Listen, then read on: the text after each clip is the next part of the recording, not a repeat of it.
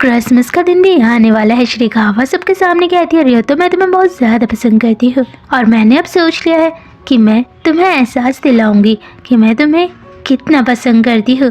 रियो का चेहरा शर्म से पूरा लाल हो जाता है क्योंकि श्रीकावा पहले डेट के दिन मेरे साथ कुछ करना चाहती थी और शायद इस बार भी वो मेरे साथ कुछ करे। लेकिन जैसे ही श्रीकावा उसे बताती है कि वो उस दिन उसके साथ क्या करना चाहती है, वो हैरान हो जाता है।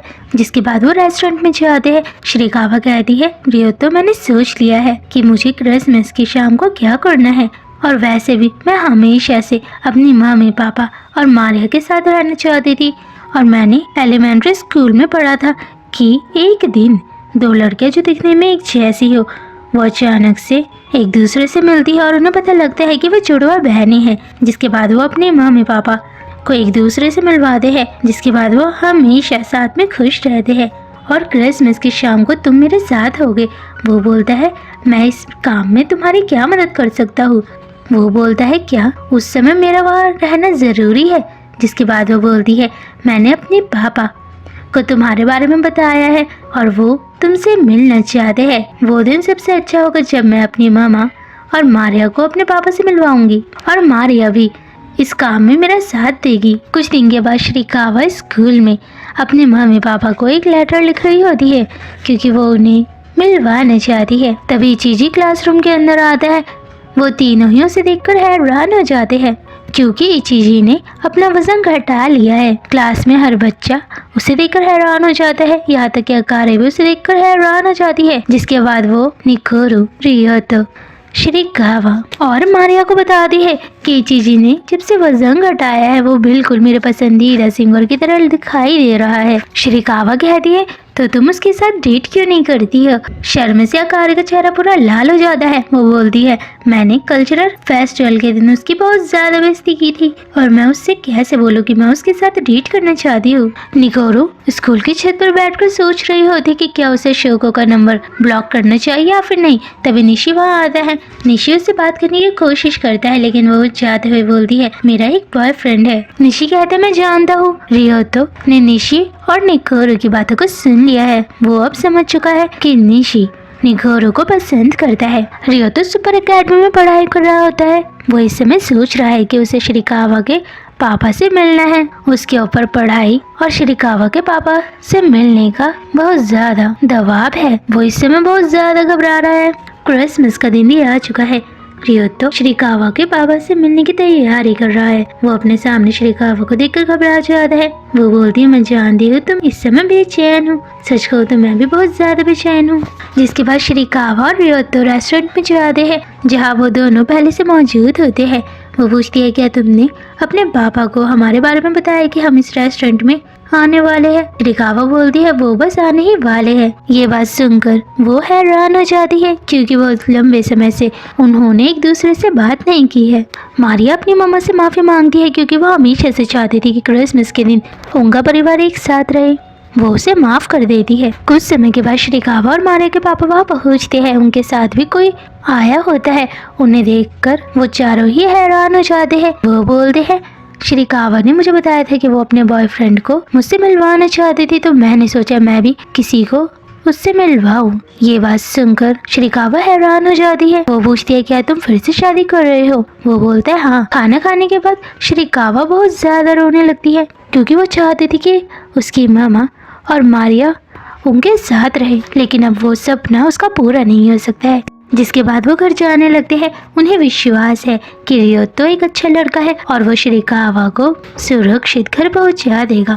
वो श्रीकावा के घर जाते हैं। श्रीकावा इस समय सदमे में है। इस समय वो रियोतो से बिल्कुल बात नहीं कर रही होती है। जैसे ही रियोतो घर जाने लगता है, श्रीकावा उसे घर जाने से रोकती है क्योंकि आज रात वो अकेले नहीं रहना चाहती है। श्रीकावा को देखकर रियोतो का चेहरा शर्म से पूरा लाल हो जाता है। वो बोलते हैं, तुम्हारे पापा भी तो यहाँ आएंगे। वो बोलती है, मेरे पापा ने कहा है वो किसी और के साथ अपनी क्रिसमस की रात बिताना चाहते हैं। उन्होंने मुझे बताया कि वो क्रिसमस की रात उसके साथ बिताना चाहते हैं और आज रात वो घर नहीं आएंगे, इसलिए आज की रात तुम कहीं मत जाओ। वो शर्माते हुए कहता है, हमें एक दूसरे के साथ ऐसा कुछ नहीं करना चाहिए। श्रीकावा पूछती है, क्यों। रियोतो सोचने लगता है, मैं सच में श्रीकावा के साथ रात बिताना चाहता हूँ। लेकिन फिर भी वो बोलता है हमें ऐसा कुछ नहीं करना चाहिए। वो चाहने लगता है शिरीकावा उसे गले लगाती है क्योंकि वो नहीं चाहती उसके पापा की तरह रियोतो भी उसे छोड़कर चले जाए। वो रोने लगती है। वो इस समय रियोतो के बहुत ज़्यादा करीब आ चुकी है। तभी रियोतो को एहसास होता है कि शिरीकावा का शरीर गर्म हो रहा है, जिसके बाद वो शिरीकावा की बॉडी का टेम्परेचर चेक करता है और उसे अब बिल्कुल नहीं पता कि शिरीकावा के घर में दवाई कहाँ पर है। जिसके बाद वो हॉस्पिटल जाने लगता है। वो बोलती है मुझे तुम्हारे शरीर की खुशबू पसंद है। रियोतो आज की रात शिरीकावा के घर में ही रुक जाता है क्योंकि शिरीकावा को बुखार हो रखा है। शिरीकावा बड़बड़ा रही होती है कि रियोतो मैं तुम्हें बहुत ज़्यादा पसंद करती हूँ। वो बोलता है मैं भी तुम्हें पसंद करता हूँ और तुम मेरी ज़िंदगी में पहली और आखिरी लड़की हो जिसके साथ मैं डेट करना चाहता हूँ। उसी रात निकोरो एक रेस्टोरेंट में काम कर रही होती है। निशी निकोरो से अपने दिल की बात कहना चाहता है कि वो उसे बहुत पसंद करता है। निकोरो घर जाने लगती है। निशी उसका पीछा करने लगता है। जिसके बाद वो सुपर एकेडमी में शुगो से मिलने के लिए जाती है। वो उसे हर क्लास में ढूंढती है लेकिन उसे बहुत समय के बाद शुगो एक क्लास में सोया हुआ मिलता है। वो उसे देखकर हैरान हो जाता है। वो बोलती है मैं तुम्हारा इंतज़ार करूँगी जब तक तुम्हारे एग्ज़ाम ख़त्म नहीं हो जाते। इतना कहकर वो चले जाती है। वो इस समय हैरान है क्योंकि वो अभी नींद से उठा हुआ है। घर जाते समय वो निकोरो को रोकता है। वो उसके गले पर मफलर उड़ाता है। निकोरो की आंखों में आंसू हो जाते हैं और उनके बीच की गलतफहमी भी अब दूर हो चुकी है। निशी निकोरो के लिए खुश है। तभी चीजी निशी को फोन करता है और उसे बताता है कि केन लाइव स्ट्रीम कर रहा है। निशी जल्दबाजी में घर जाने लगता है। घर पर चीजी बहुत ज़्यादा खुश है। इस समय अकारे भी बहुत ज़्यादा खुश है क्योंकि उसे अपने पसंदीदा सिंगर और चीजी की शक्ल एक जैसी ही लग रही होती है। मारिया भी रियोतो और शिरीकावा के लिए खुश है। अगले दिन शिरीकावा का शरीर गर्म नहीं हो रहा है। उसका बुखार ठीक हो चुका है। वो बोलती है मुझे खुशी है कि कल रात मैंने तुम्हारे साथ बिताई है। वो बोलता है मुझे भी। जिसके बाद शिरीकावा रियोतो को क्रिसमस का तोहफा देती है। वो उसे खोलने के लिए कहती है। रियोतो उसके तोहफे को खोलता है। उसके अंदर बहुत सारे गुड लक चार्म्स होते हैं। शिरीकावा कहती है कुछ समय पहले मैं निकोरो के साथ घूमने के लिए गई थी। उस समय मैंने सोचा मुझे ये चीज़ तुम्हारे लिए खरीदनी चाहिए। वो बोलता है मैं इसे हमेशा अपने पास रखूंगा। ये बात सुनकर शिरीकावा खुश हो जाती है। वो बोलता है मेरे पास भी तुम्हें देने के लिए एक तोहफा है। और अब रियोतो ने सेंटा क्लॉज के कपड़े पहन लिए हैं। वो उसे तोहफा देता है। शिरीकावा हंसने लगती है।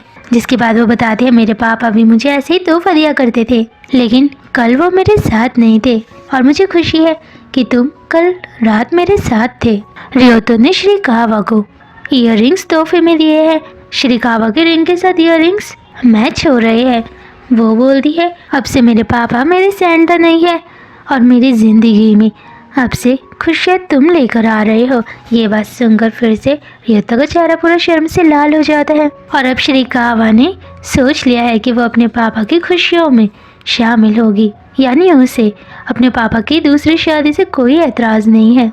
रियोतो के जाने के बाद शिरीकावा निकोरो से बात करती है। वो उसे बताती है कि क्रिसमस की रात को रियोतो ने उसके साथ कुछ नहीं किया। वो बोलती है मुझे लगता है तुम्हें बुखार था इसलिए उसने तुम्हारे साथ कुछ नहीं किया। वो बोलती है शायद, लेकिन मुझे इस समय समझ नहीं आ रहा। और सच कहो तो इस समय मैं रियोतो के ख्यालों में खोई हुई हूँ। वो बोलती है शायद इसी को प्यार कहते हैं और शायद यही सच्चा प्यार है। और अब उसने सोच लिया है कि वो रियोतो के साथ पहली बार कुछ करेगी जो उसने आज तक अपने किसी एक्स बॉयफ्रेंड के साथ नहीं किया है। कुछ दिन के बाद शिरीकावा और रियोतो एक साथ डेट पर जाते हैं। रियोतो के पास शिरीकावा का दिया हुआ चार्म भी है और शिरीकावा ने रियोतो की दी हुई इयररिंग्स को पहना हुआ है। वो उसे एक जगह ले जाती है जिसके बाद वो साथ में फ़ोटो खींचवाते हैं क्योंकि शिरीकावा ने आज से पहले अपने किसी एक्स बॉयफ्रेंड के साथ कॉस्प्ले वाले कपड़ों में फ़ोटो नहीं खिंचवाई थी।